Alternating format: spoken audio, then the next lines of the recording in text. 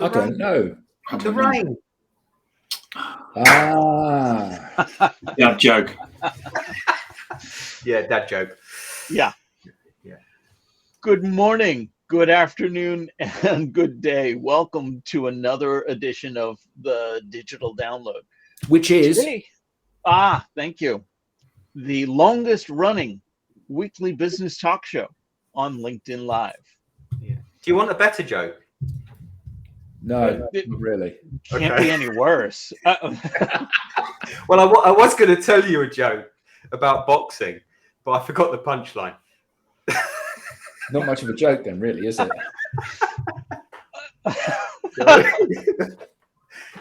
Okay. Today we're talking about resilience as a lifestyle. We have a special guest, Michelle Dickinson, to help guide us. We'll talk with Michelle about what is meant by a resilient lifestyle, why it's important, and where do we start. But before we bring Michelle on, let's go around and introduce everyone on the panel. And while we're doing that, why don't you in the audience reach out to a friend, ping them, and have them join us? We strive to make the digital download an interactive experience, so audience participation is highly encouraged. All right, so with that, introductions. Adam, would you kick us off, please? Yeah, good afternoon, everybody. I'm Adam Gray, co-founder of DLA Ignite, and delighted to be here. I really look forward to this every week. We've had some really amazing guests on over the last couple of months, and it truly has been an education in so many ways. Absolutely. Thank you. Joke teller, Alex. Yeah. Good afternoon, all. So I'm clearly not the resident comedian, but I am Alexander, the founder of Sapiro, and I am a proud DLA Ignite partner. Thank you for having me. Excellent. Thank you. And Tim? I'm Tim Hughes. I'm the CEO and co-founder of DLA Ignite, and I'm famous for writing a book, Social Selling Techniques to Influence Buyers and Changemakers. Excellent. Thank you. So I'm actually going to tell you a little story. So I'll let you in, the viewers, into a little secret. Adam's mum's not very well. So he's actually at his mum's house. And he's sitting in the dining room, which is where 30 years ago, I don't know if you know, but Adam is a violin player, and he actually went to university to learn the violin. And he used to practice when he was in his teens and that in the dining room at home. So because of that, he put pictures of violins up on the wall. And here we are, 40 years later. 40 years later, his mum still got them up on the wall. Wow. Isn't that wonderful? She must love you, Adam. Well, there had to be someone, didn't there? Oh, that's fantastic. Yeah. Thank you. And myself, I am Rob Durant, founder of Flywheel Results, also a proud DLA Ignite partner. So, as I said, this week on the Digital Download, we'll speak with Michelle Dickinson, resilience visionary, burnout interventionist, and workplace culture architect. Michelle partners with leaders to normalize the mental health narrative in the workplace and prevent employee burnout. Michelle, good morning and welcome. Good morning, and thank you for having me. Good morning, Michelle. Sure. Hi, guys. Please tell us a little bit more about you and how you got here. Well, I guess you guys found me somehow. Exactly what you said. I'm a resilience visionary. I work with individuals and organizations to really help people preserve their emotional well-being. We're always talking about climbing our way back after burnout or after a hard experience in life. And I'm here to tell you that I think there's a lot we can be doing to preserve our emotional well-being and prevent that. Awesome. So let's start off with the obvious question. What do you mean by a resilient lifestyle? Yeah. And so it goes back to what I just said, right? A lot of us and our society teaches us to relate to resilience as something you build during the dark times, right? Like I climbed my way out of that experience and therefore I emerged resilient. And what I and my business partner are very keen to get people to realize is resilience is a lifestyle that we integrate into our life so that we can ebb and flow with those inevitable hurdles that show up. You know, a lot of what we teach are things you can be doing every single day to feel good, to preserve your health. And then your mindset. What is your mindset? So if you could really tackle what it is around your mindset that might be challenging you, and then really take well-being and preserving your emotional well-being seriously and do something for yourself every day, you could learn to ebb and flow with the inevitable stress and challenges that will come your way. What I'm hearing you say is there's a proactive approach to dealing with your problems. What? But I don't want any problems. Yeah, exactly. But you know, the problem is people run on E.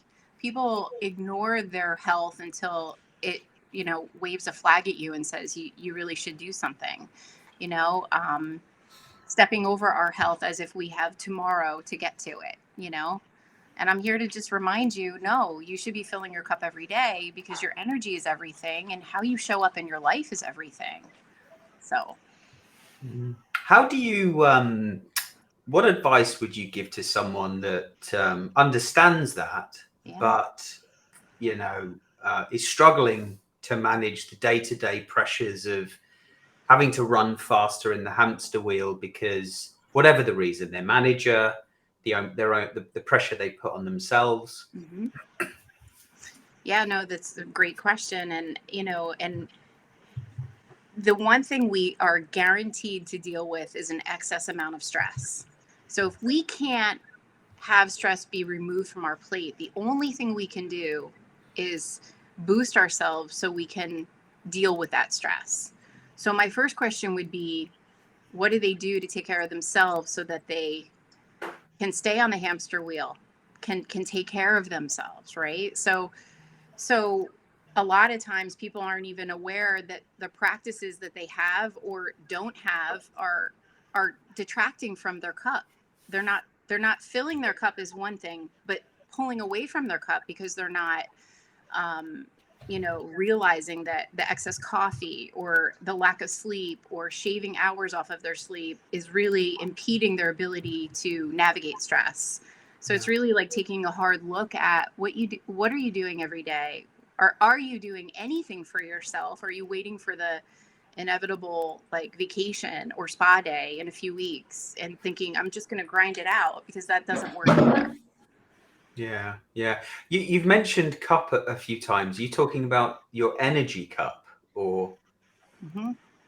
Yeah. Yeah. Okay. Oh, for sure. It's your overall energy. It's your mental clarity. It's all of it, right? So, for example, if you wake up in the morning and you fall into your day, you hit snooze, catapult out of bed, high cortisol, grab a cup of coffee, hit traffic, like that's pulling away and having you come at the day in a very stressful way, right? So that's the kind of stuff that doesn't give you a shot at ebbing and flowing with stress, because you're going to get more of it throughout the day. So why not start your day off with a little intentional practice for yourself that doesn't have to take more than 15 minutes? Yeah. I sometimes start the day with my cup only 20% full anyway. Luckily, I don't have a manager to say, hey, get on with your work. I can make that choice myself. But do you, what are your thoughts on whether or not an individual that does have to go to work, whether they should be open and honest about how they feel to their manager and say, hey, I'm only a level 2 today. Could you please just give me some time, some space? Or should they find ways to fill their cup themselves and then get on with their day? Yeah, I think when we put it on our employers, we don't have a lot of empowerment. So for me, I would say, take a hard look at what you do every single day and try to make small adjustments so that you don't have to even go to your boss and say, my cup is full. Like, we all have obviously our threshold for the amount of work our employer gives us. Absolutely. And so if you need help, I would say obviously address that. But what I'm saying is keep the power in your own hands and recognize that there are things you can be doing for yourself. You know, stepping away, detaching from work, connecting with loved ones, getting in a walk outside in nature. What are you doing for you so you don't put all of that on your employer, that you could take care of you and show up a good version of you? We have some great comments from the audience already, and I wanted to share some of those. First, we have Mickey Padova saying, this is so true. I don't think the approach is dealing with problems, but looking at the problem actually as an opportunity to view the situation in a different light and be resilient. Yes. And then we have one that I wanted to get your take on this, Michelle. Iman Radan Al-Dasari says, resilience, that you are the only one who has the power and responsibility to pick yourself up. Yeah. I hear that, and I agree with that and disagree with that at the same time. Of course, I need to be responsible for myself. Yeah. But can't I enlist the help of others? So what are your thoughts around this? Oh, for sure. I mean, like, your loved ones, I think absolutely. If you take care of you, or you enroll them in what you're doing for your health, you're going to only create a supportive network, right? I want to go back to the last person's comment, because that one was really key. And I ask this question when I coach people. I'm always looking at what do they do every day, and then what's their mindset around their experience in life. And there's a really poignant question, right, that I ask to understand people's perspectives. Is life happening for you, or is life happening to you? Because if they come to me and life is happening to them, they are at the effects of their experience, and they don't have a lot of control. Their perspective is victim. Why is this happening to me? I disagree with it. They sit in the mud of I disagree with it, instead of how is this here to serve me, and what can I learn from this experience, and how can I grow, and what's the next best step I can take, right? Very different experiences of life. So you can have practices all day long, but fundamentally, if you are the victim in every scenario that doesn't go perfect, then your experience is going to be very different. And we have Rob, one. Could you put up Jasmine James's comment? Oh. Hello, Jasmine. Thank you for tuning in. The professor. It's going to stick, Rob. It is going to stick. You can see it. Yes, it is. And that's fine. I'm very happy with it. And while we're shouting out, hey, Lance, nice to see that you're here as well. We have another comment. Rob, so I'm really sorry. Just quickly, that's all right. If anyone in the audience feels that Rob suits the professor, please do say so in the comments. Just a little inside joke here, Michelle. I will be teaching marketing at Northeastern University in the fall, and I was teaching intro to business classes at Suffolk University this past year. So apparently the moniker, the professor, will be sticking with me, and I am proud to wear it. Yeah. So Sonny's comment is an interesting one. Yes. Sonny Sagal says, we deployed a tool for employees to manage their health and well-being easily using Microsoft Teams. Been a game changer. Measures stress levels and HRV from a 30-second facial scan from your laptop camera. Wow. Really? I have a Whoop, and it does the same thing. Okay. And how do you fold that into your behavior? Because it's all very well getting a scan that says you're stressed. Yeah. So maybe I'm stressed. Maybe I don't feel like I'm stressed. Right. I see a scan that says I'm stressed, and I go, oh my God, I'm stressed. Yeah. So how do I turn that into being something positive rather than an affirmation that this is all too much for me. Right. You have to have the practices. And I love what Mickey said. And I would love to talk about her comment because it's great. You have to have the tools in your toolbox to be able to mitigate that stress, right? So if you realize you're stressed, if you understand that simply moving your body and having your stress move through your body, or sitting silent in meditation, right? Clearing your head, giving yourself a break for 15 minutes. Everyone has 15 minutes, right? So for me, it's all about teaching people the tools to be able to identify when I'm stressed. And even for me, the Whoop has helped gamify my experience. So if I'm not getting enough recovery and I'm not getting enough sleep, then I tweak my habits to be able to gamify it and increase my scores. So for me, it's been wonderful to be able to see a very personalized approach that gives me data to encourage shifts in my behavior and my practices. And how does one manage that if life gets in the way? Because I think that often, we have plans about what we're going to do. I'm going to take 1 hour every morning to go and sit in the cornfield and watch the clouds blow over, because that makes me feel really good. Yeah. So I do that on Monday. I do that on Tuesday. My boss phones on Wednesday. A client phones on Thursday. I'm out of the office on Friday. And then all of a sudden, before I know it, that habit was like so many New Year's resolutions. It evaporates by mid-January, and then you're back to the normal grind. Yeah.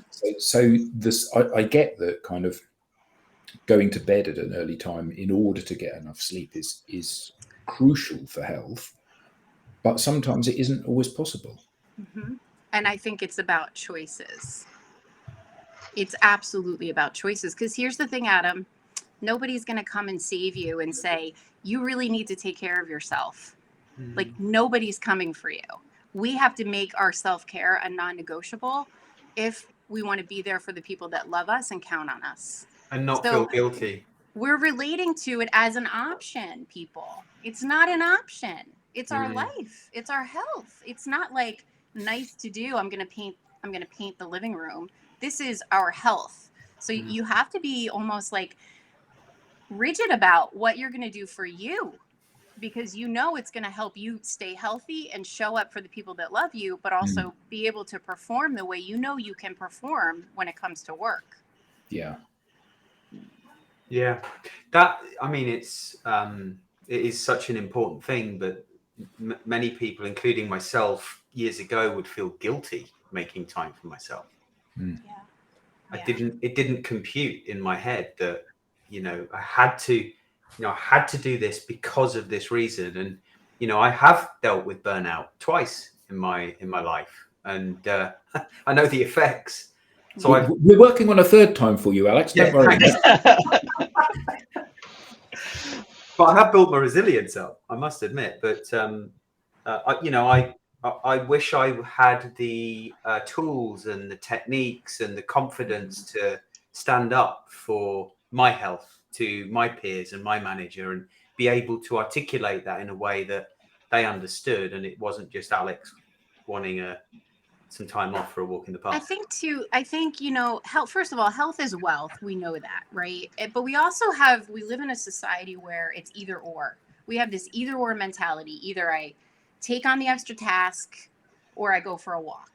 Why can't we get creative and make it all work? Why can't we say, I'm going to do a little bit of this, but I got to get a 15-minute walk in to clear my head, move my body, and just give myself that little pause. Like, it's possible. It doesn't have to be either or, right? We have to take a stand for ourselves and for our health. Yeah. I love the way that when I asked my question, you told me off afterwards. because actually you're right. It is a non-negotiable thing. And so often that non-negotiable thing is something that we negotiate on. We negotiate with ourselves and with our work time and all of those other things. And I think that potentially part of the issue here is around re-education of people, isn't it? Even if you put the job first, you think to yourself, I still am only able to contribute to the job if actually I'm healthy and able to invest the time in that. Yes, Adam, absolutely. You got to look at the benefits of self-care. The benefits are not just it feels good. It's I get to show up the best version of me. I get to be the person that I know I have the capacity to be if I'm feeling optimal, if I've gotten enough sleep, if I've moved my body, if I've meditated and cleared my head, if I've connected with someone I love just for the sake of it. Like someone commented about it's more than work. I love that because when I meet with people, I say to them, what are your hobbies? And most of them look at me like I have 6 heads. Like, no, like, what are your hobbies? What do you do? What brings you joy outside of your job? Because you are so much more than just an employee. So let's get you connected back to some of those outlets that fill your cup and give you that energy to be able to, perform and do all the other things you have to do. Mm.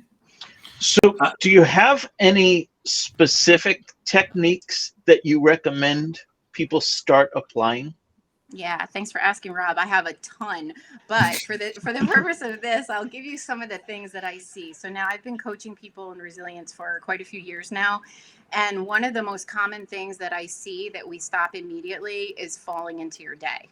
So many people don't realize how it's like a domino effect, right? Like if you're laying there in bed, you hit snooze 3 times, you're running late and you're catapulting out of bed and you're already in a high stress state trying to get to work on time or start your day or get to that meeting, you're setting yourself up for a really stressful day. And then, it's not going to go well. So my recommendation is really give yourself that little 15 minutes in the morning, even if you're just sitting there and having a cup of coffee or a cup of tea and you're reflecting or you're practicing some gratitude to refocus yourself over to the good stuff, because that's one of the things we all do as human beings is we will step over all the love and abundance in front of us to get to the negative stuff that needs our attention, right? And then we'll be consumed with that. So sitting for 15 minutes, just giving yourself a pause, reflecting on some of the good stuff, the love, the good stuff in your life is such a beautiful way to start your day. But I don't have 15 minutes. You don't Or have 15 if I minutes? take that 15 minutes, all I'm doing is thinking about those problems. As you said, I'm stepping over the good to worry about them. How do I clear my head and take that 15 minutes and recognize the importance of it? You just got to try. You just got to force yourself. If you don't have 15 minutes, Rob, I'm not going to say anything negative. 15 minutes. It's just 15 minutes. It's not that long. Mika says something just down there, which is it's choices, priorities, and forgiveness when you don't meet them. Just try again. Yeah. Yeah, For exactly. Sure. So at the very least, book the 15 minutes, take the 15 minutes, and tomorrow maybe stress a little bit less in that 15 minutes. So Adam, when you spent your 15 minutes outside, but you didn't do it on Wednesday, Thursday, and Friday, the week after, try and do it Monday, Tuesday, and Wednesday, and not Thursday and Friday. But don't kick yourself. Yeah, I think that you as a metaphor. But I think that's part of the education for all of us, isn't it? It is around A, prioritizing this, and B, using this as a mechanism to unplug and to kind of reconnect with ourselves rather than something else that is giving us extra stress. Because we're in the situation where, oh my God, I missed my 15 minutes today. Well, actually, that's increasing my stress rather than decreasing my stress. Yeah, it's the intentionality and it's the impact. Do I want to show up a better version of myself today than I did yesterday? And will being a little bit intentional with how I start my day create a change? Try it. Give yourself the opportunity. Give yourself 2 days or 3 days to try it and see how it feels and go from there. But don't not, because it does set the tone for your entire day. Yeah. If I feel I'm approaching a crisis situation, is it too late to apply some of the simple techniques that we're talking about? I don't think so. I think that if you could acknowledge when the self-awareness is the key to all of this. If you can acknowledge when you're feeling like I'm getting to that place, what do I need to do? You have to be aware of what tools in your toolbox are your go-to. Like that's the first thing I tell people is like, okay, so when you start feeling that anxiousness or that overwhelm or overstressed, what tools in your toolbox do you know to grab to? And some people will say, I know I got to hit the trail and run at lunchtime, or I know I got to call my girlfriend and go get a cup of coffee with her because I just got to let this out. So whatever your tool is, know what your go-to is and do it before you hit that point. But you got to be, responsible about taking the pause. And like so many people have said here, do that without guilt. We've talked a little bit about the importance of self-responsibility in this regard. What are some things leaders can employ within an organization to support a proactive, resilient lifestyle? Be human and talk about their own journey, because they're dealing with stress just like we are, right? Like there's nothing more encouraging than when a leader has the courage to share what they're doing and how they're helping themselves. We model for other people good things or not, or we just appear like we have it all figured out, and that's very intimidating. So I say what leaders can do is just openly talk about how they're taking care of themselves, what they do when they hit stress, and normalize it so other people can say, oh, wow, I thought that guy had it all figured out. Well, maybe he doesn't, and he's just doing the best he can. And I feel less of, someone who's a failure because I'm struggling. We have some great comments coming in, and I can't even keep up with all of them, but I'll share a couple. Robert Matson says, all of these things are under the category of simple and not easy. Amen to that. And Ian Compton says, we cannot look after anyone or anything else to the best of our abilities if we don't look after ourselves first. We need to be a little selfish to help the most. And I know a comment earlier made reference to put the oxygen mask on yourself first. Absolutely. Absolutely. Oftentimes we work ourselves into the ground with our jobs, and then we come home completely depleted. And like, what do you think your experience of your loved ones are of you at that point? Right? Like, don't they deserve a better version of you? Don't they deserve someone who's ready to show up in their relationships just like they show up at work? So like, we have to be thinking about how are we showing up for the people that count on us? You know, if we're depleted, we don't do that well. Do you have any thoughts or ideally tips around differentiating between important and urgent? I think so often we skip over the taking care of ourselves because there's this problem that has to be solved, and we see that problem have to solve it now. Yeah. But you're talking about reflecting and so on. It seems to me that an important problem isn't necessarily an urgent one, or at least not more urgent than that 15 minutes that we had scheduled. Again, it goes back to my statement about either or. Why does it have to be either or? Why can't it be, I'll address this and then I'm going to go and do this for me. I'm going to take a 15-minute meditation. I'm going to go for a walk. I'm going to go out in nature for a few minutes and come back and then clear my head and then be able to tackle the problem. I think we have to move away from the either or, that like you are the one that gets compromised. Like it has to be something that is just, and I'm going to make it all work because I know my health is wealth. Gil Tiny shares, understand how to feed your heart, body, and soul, whatever that means for you, or physical disease will manifest if you are not in alignment with each area of you. Amen. Well said, Jill. Well said. Absolutely. And from Mark Howison, leaders are afraid to be human as it's not written in the job description and shareholders don't want a leader to be seen as vulnerable. That actually hits pretty deep. Shareholders don't want to have a leader seen as vulnerable. How much stock do we put in that these days? I wonder, Rob. When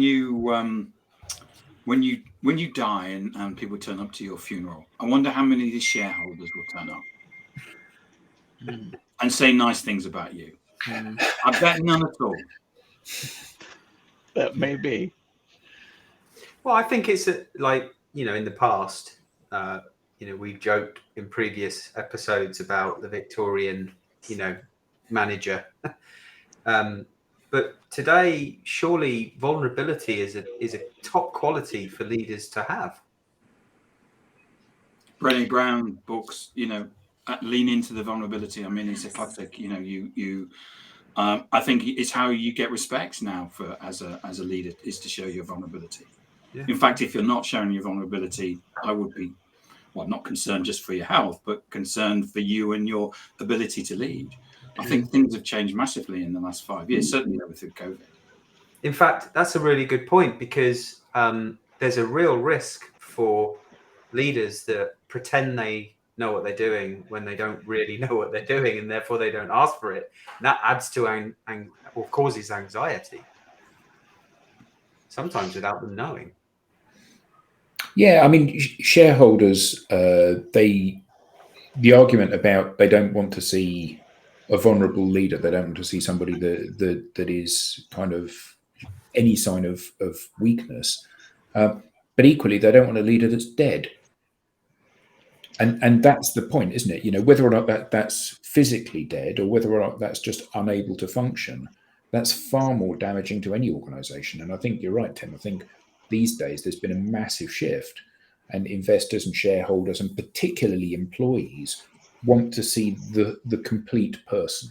They want to see all aspects of that, the good and the bad, the strong and the weak, in order that they can model themselves. They can look at that and say, here's somebody that they're stumbling through life in the same way that I am. They've got their issues in the same way that I have, and that surely brings the team closer to the leader. Bringing up some additional comments, Anne shares, John Lennon is quoted as saying, "Life is something that happens whilst we're busy making plans." Yeah, there's a fantastic Alan Watts short story, which is animated and it's illustrated by the guys that did South Park, about somebody that is chasing their career, and you from kindergarten, you're kind of told, come on, and you work your way into through grade school and into university, and then you get your job, and then you work your way up. Come on, you're nearly there. And then when you get there, there is no there. It's like, what was the point of it? And it's like a 3-minute watch, but it's really, really powerful thing to watch, because it does help you understand that actually all of those things, and I think we all understand it when we get older, but it would have been lovely to have learned to, early on, that it's not about career, it's not about money, it's about doing stuff you love with people that you love. Yeah, what's that called? John Watts, did you say? Alan Watts is an American philosopher who's died now.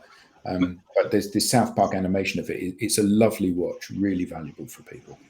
Michelle, one of the things that you talked about earlier on was about gratitude, and thinking about that. I know Jay Shetty, the guy that's become a monk. Actually, Adam and I know him. And he actually talks in his first book about when he wakes up in the morning, that sort of like groggy stage before he actually gets up, he actually goes through a process of gratitude and thinking about the things that he should be pleased and grateful for. Yep. What's your view around gratitude and how we should think about that ourselves? Yeah, we have to remember fundamentally the mind is not wired to make you happy. The mind is wired to protect you.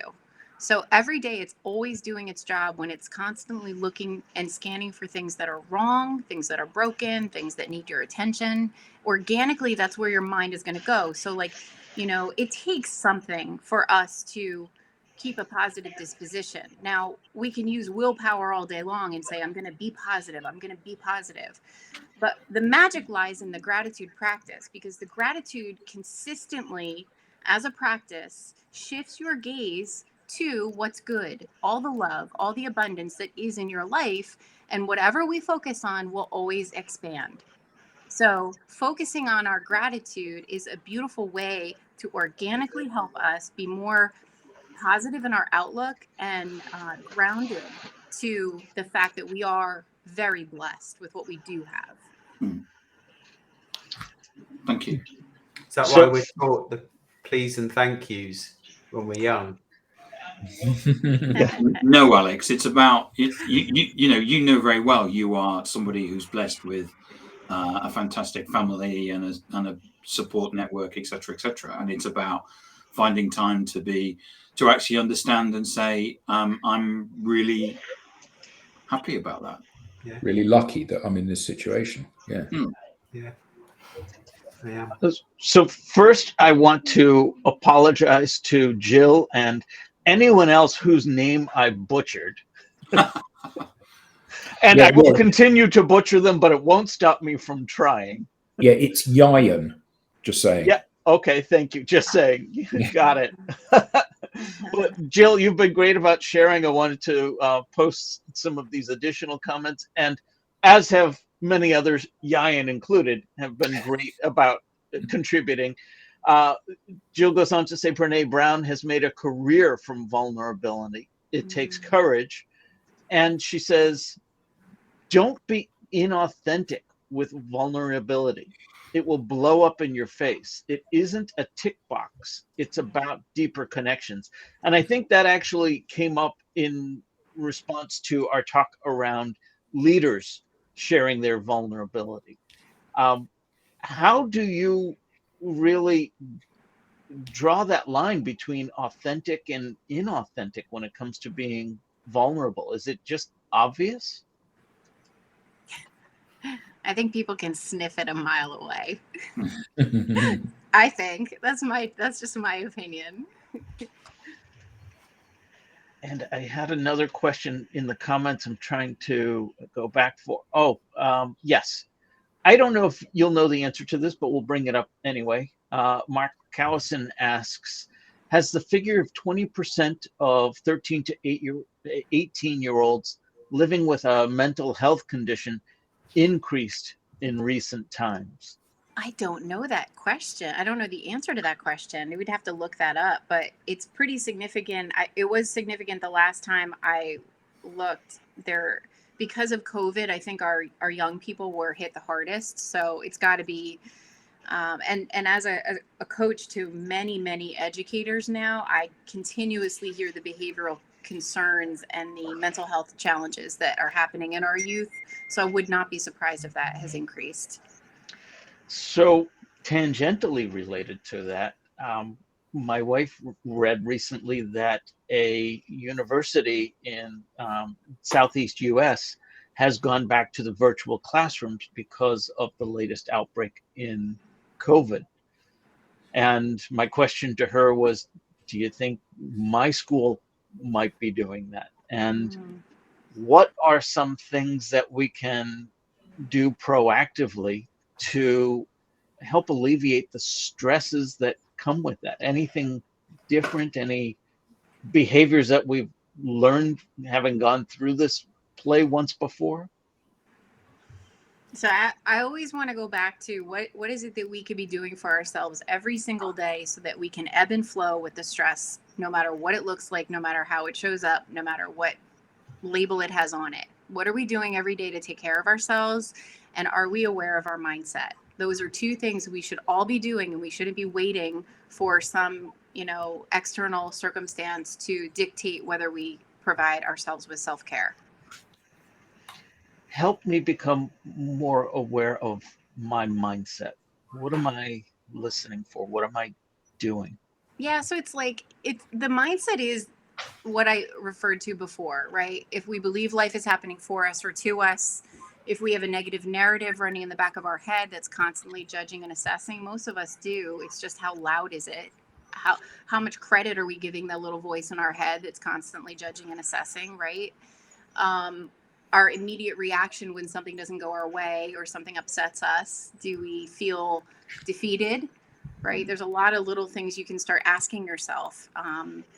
And are you filling your bucket so that you can have a positive mindset? I know for myself, when I stop taking care of myself, or I don't do the things that I know make me feel good physically and mentally, it's hard to have a positive mindset. You have got to be thinking, like, what is it that I need to shift so that I can get my mind back into a good place? It's all so closely woven together. So you've got to get, if you want a good mindset, you really do have to do those things for your physical body because it's tied together.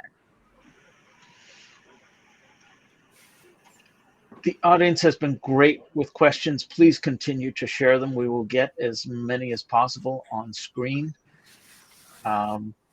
Just trying to go through them now, multitasking as you can tell. Just picking up on Robert's comment from earlier, most adults are 4 people: parent, employee, significant other, self, usually in that order, unless the significant other has an important need, which I'm inferring he means the significant other would come before parent and employee, but still self last. Is that what you typically see? Yeah. And is that necessarily what's best? Yeah, I see that all the time. Everybody, especially moms. I coach a lot of teachers who are moms. Everybody's needs come before theirs, and then they wonder why, like, would they hit a wall and they can't even do the basic things they need to do. We have to put ourselves higher up in that line. We have to put ourselves first so that we can be a better parent, we can be a better partner, we can be a better employee. Like, it sounds so simple, but it is very hard to do. But if you get the impact of how you show up for those people and those responsibilities, it's night and day. Like, stop foregoing the self-care for everyone else's needs, because it's never going to serve you. And you could harbor some serious resentment at the end of the day. Why do people get angry at their employer? It's because they are spending and giving 150% of that job, and they're not doing anything for themselves, and they're not, connecting with people they love, and they're not engaging in the hobby, because they're so acutely focused and putting all of their energy in their work. I think Robert's last comment is true, and this is something that we often use when we're dealing with teams, is all these things under the category of simple but not easy. Right. And that's the thing, this concept is such a simple one. You put yourself first, of course you do. If you're not happy and motivated and full of energy, how is there anything left to give to other people? But I guess it's the habits and that gratitude, like you said, that Jay Shetty does, where he lies in bed before he gets up, and he's got a little bit of quiet time when he can think to himself, I have so much to be happy for, so much to be thankful for. For example, there's this, and there's this, and there's this, and this really gives me joy, and this is where. And I guess that part of the challenge for people is effectively diarising time in their lives to do this. Because anybody, no matter how low they are, if you say to them, what are the things that you love doing, and when did you? Oh, well, I really love going on the beach with the dog. When did you last do that? This morning, actually. Yes. It's like, okay, so why do you not focus on that? Like you said, Michelle, this idea that we're hardwired to look for problems that we're then going to solve, to look for challenges, Absolutely. to look for danger, and to step back from that and go, okay, an affirmation, this is what I'm happy with, this is what I love. And that now one of our colleagues that runs the Institute of Sales Professionals and is often on our other show that we do regularly, he often references a guy that did a TED talk called Sean Aker, called The Happiness Advantage. And what's really interesting is when you watch that TED talk and he talks about how you can rewire the brain. He says in that talk that he was being consulted for, and I forget which one it was. It could have been Harvard. Let's say it was Harvard. And they said, Monday we have depression, Tuesday we have mental health awareness, Wednesday we have a wellness week every term where we look at these different challenges. And he said, whoa, that's not a wellness week, that's a sickness week. Yeah. Because what you're doing is you're focusing on all of the potential things that people can have, rather than focus on the things that they should be. And his story is a really interesting one because it helps you give context to the things that you should be happy about. But so often we kind of, we focus on the things that are minor and make them major, and the things that we should be really thrilled about, we go, oh, well, that's just the way that is. I've got a loving partner, so I don't need to worry about that. And all of that stuff tends to be the normal mode of operation, I think. So my question is, how do we diarize that time? How do we carve out those moments or small portions of time when we can do that stuff? Start small, right? Like we all know the power of starting small. Just do something little. And then, then we all know the power of stacking, right? Like stack it. If you're going to have a cup of coffee every morning and you do the same thing, like when you have your next cup of coffee, reflect on 3 things that make you feel really good that's in your life, right? Like start small. Don't try to boil the ocean. And as you start to progressively feel better mentally, and then incorporate other things and try things on, and then just do a reflection of like how I felt before I did anything versus how I feel now.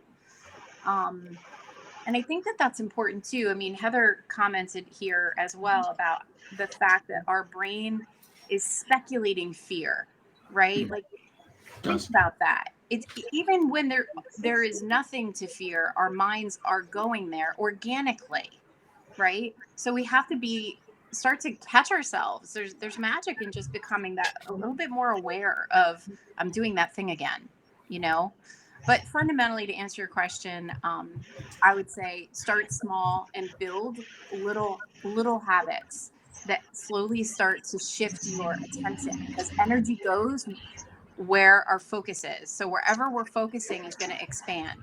So just if you leave it up to fate, like I always say, like if you leave it up to life, you're like the plastic bag blowing in the wind, you're gonna have the same experience, right? But if you become a little bit more intentional and really start to focus your attention on the other things that do help us feel good, like I have a loving partner who supports me, like that's amazing. And I think, and not to like for them, for you, not like I should go and let them know. No, it's for you. Doesn't that feel good when you reflect on that? It's about feeling good. When we feel good, we pull more of the good feeling stuff into our life. But I think also owning it, owning the successes and owning the failures as well. One of the things that I find incredibly frustrating, not because it frustrates me, because I feel frustrated for other people, is when they are in a place which is very woe is me. This happened and this happened, and like you said earlier about life happening to them, not for them or with them. Yeah. And I have many weaknesses. One of my strengths is that I'm perfectly happy to take responsibility if something hasn't gone right for me and know that it's actually down to me. Maybe not entirely down to me, but in part down to me. And that gives me a huge amount of confidence and happiness because I'm in control of this ship as it sails through the ocean of life. And I think that lots of people feel they're not captain of their ship. And I always feel that that's a really bad place to be. Oh, yeah. Because these things happen to you. You're waiting for the next promotion. You're waiting for the next change in your life to happen, rather than saying, okay, well, I'm going to intentionally go and try and achieve that thing. Yeah. And maybe it'll work out, maybe it won't. And if it doesn't, what's the worst that can possibly happen? Yeah. Yeah, we do. We absolutely do create our reality, and being resigned about what we want never works.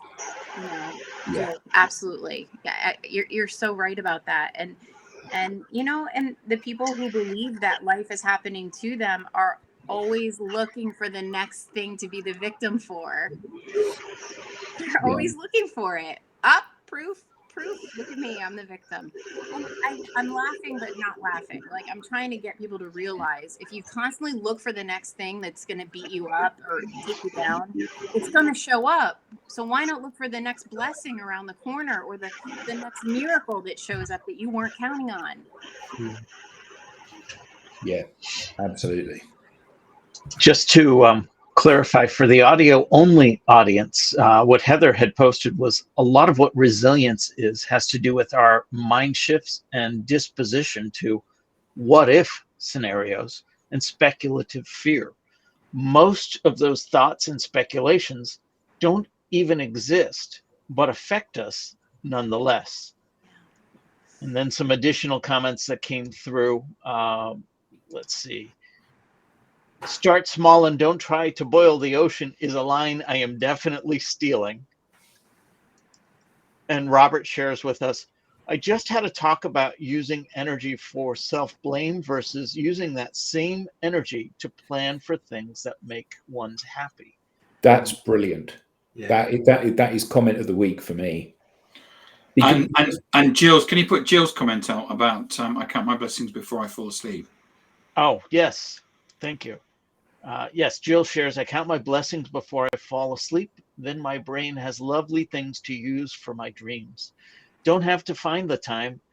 It's there every evening when I close my eyes. What a fantastic idea. Yeah.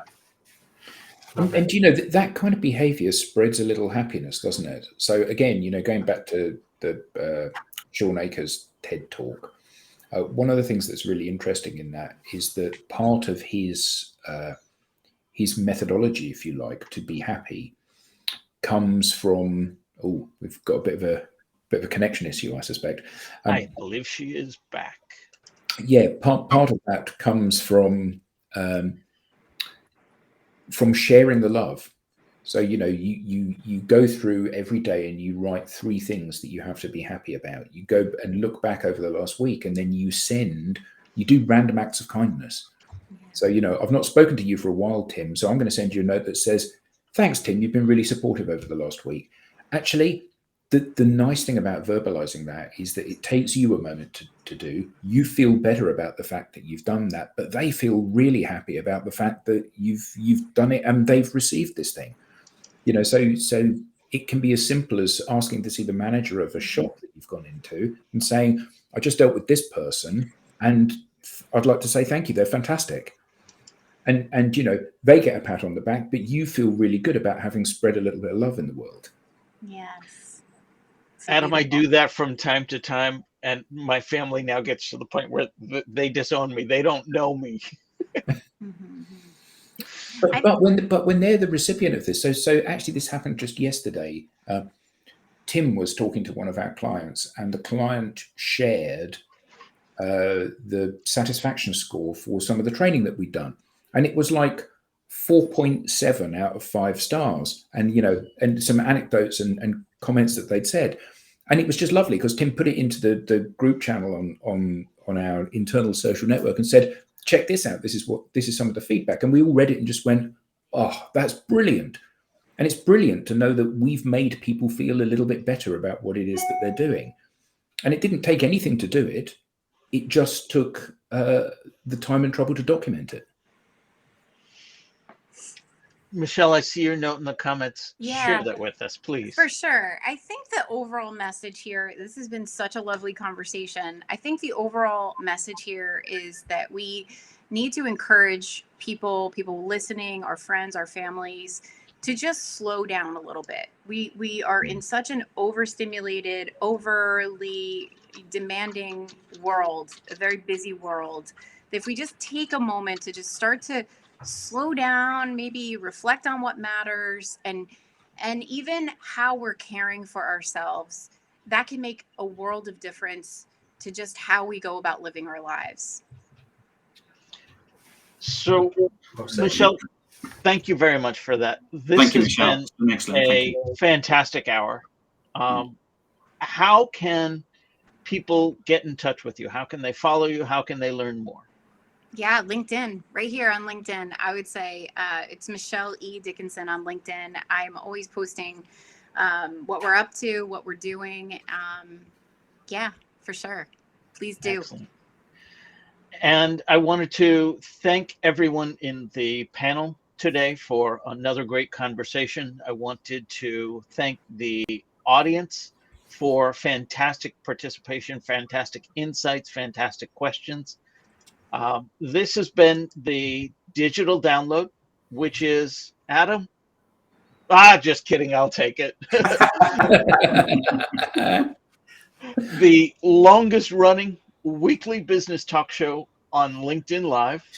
It's been a great conversation today. We're always looking to have great conversations. If you have something to say, we want you to consider being a guest on our show. There's a QR code on screen that you can use to find the application to be our guest. You can also find it at digitaldownload.live and click on the Be Our Guest section.